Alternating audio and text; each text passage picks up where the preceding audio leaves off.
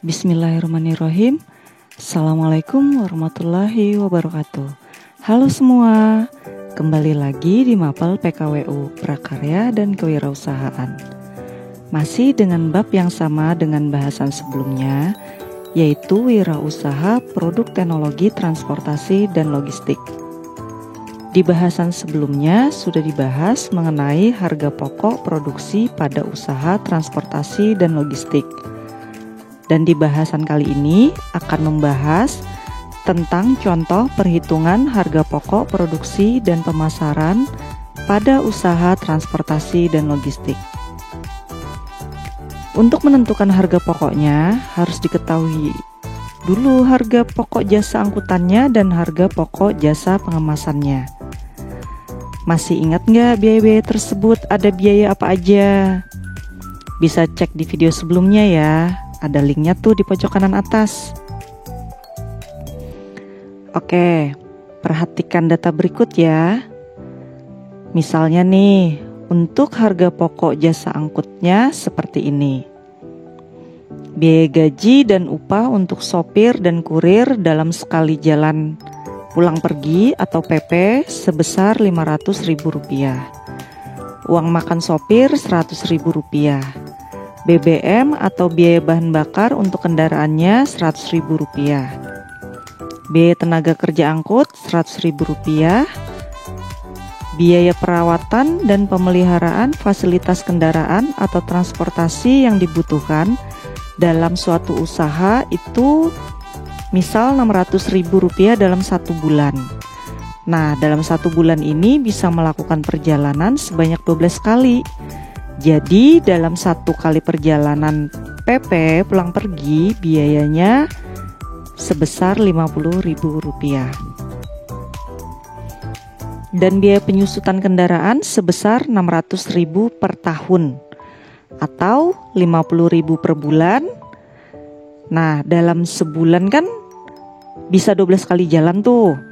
Jadi kurang lebih 4.200 dalam 1 kali perjalanan pulang pergi. Kemudian untuk harga pokok jasa pengemasannya ada biaya bahan bakunya. Misal pakai karung. Jadi paket-paket dari konsumen itu tadi dikemas lagi pakai karung untuk dijadikan satu koli agar mudah dalam membawanya. Harga karung misalnya Rp2.000. Dalam 1 kali perjalanan bisa membawa 10 karung. Berarti kalau PP atau pulang pergi itu bisa membawa 20 karung. 10 karung pergi, 10 karungnya saat balik.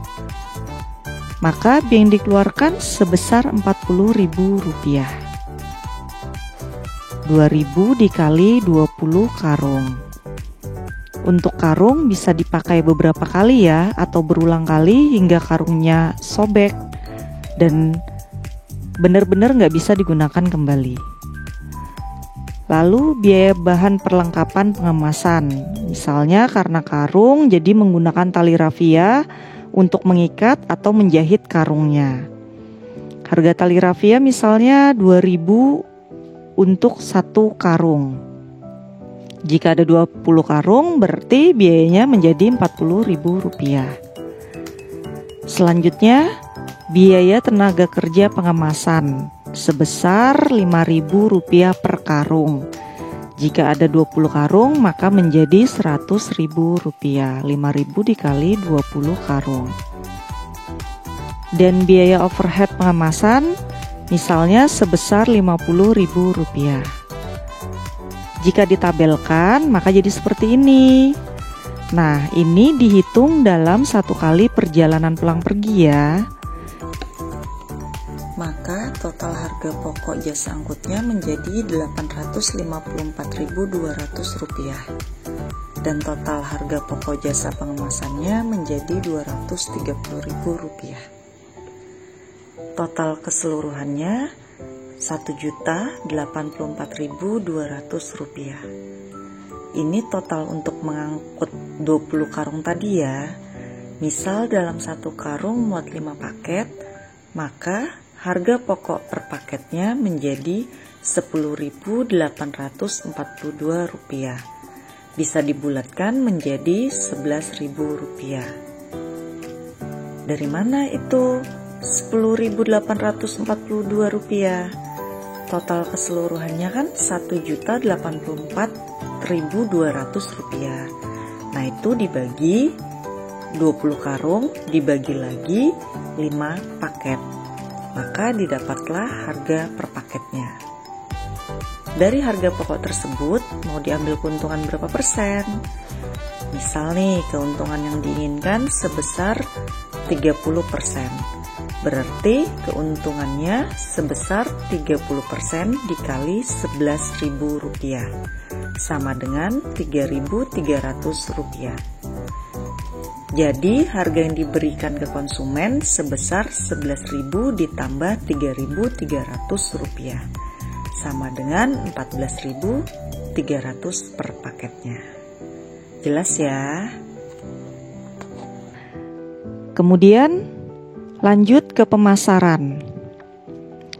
Hal yang paling penting dalam pemasaran usaha transportasi dan logistik adalah ketersediaan produk jasanya, ketepatan waktu pengirimannya, dan meminimalisir terjadinya kerusakan atau keterlambatan dari jasa yang diberikan kepada konsumen. Nah, untuk strategi pemasaran pada usaha transportasi dan logistik ini bisa dilakukan dengan 3 cara. Yang pertama, pemasaran melalui internet atau secara online. Via online bisa dari sosial media dan lain sebagainya. Yang kedua, melalui media elektronik, baik itu televisi ataupun radio. Dan yang ketiga, bisa dengan media cetak seperti membuat brosur atau spanduk promosi.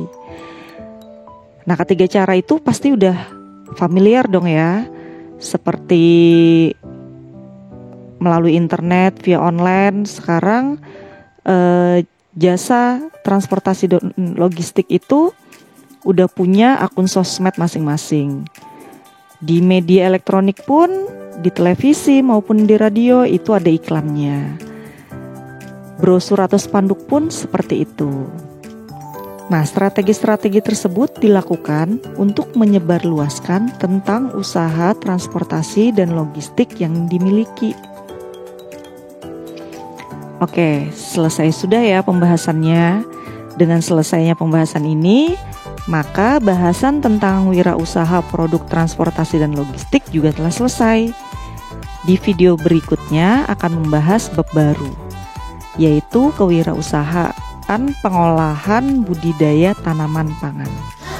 Sampai jumpa, terima kasih. Wassalamualaikum warahmatullahi wabarakatuh.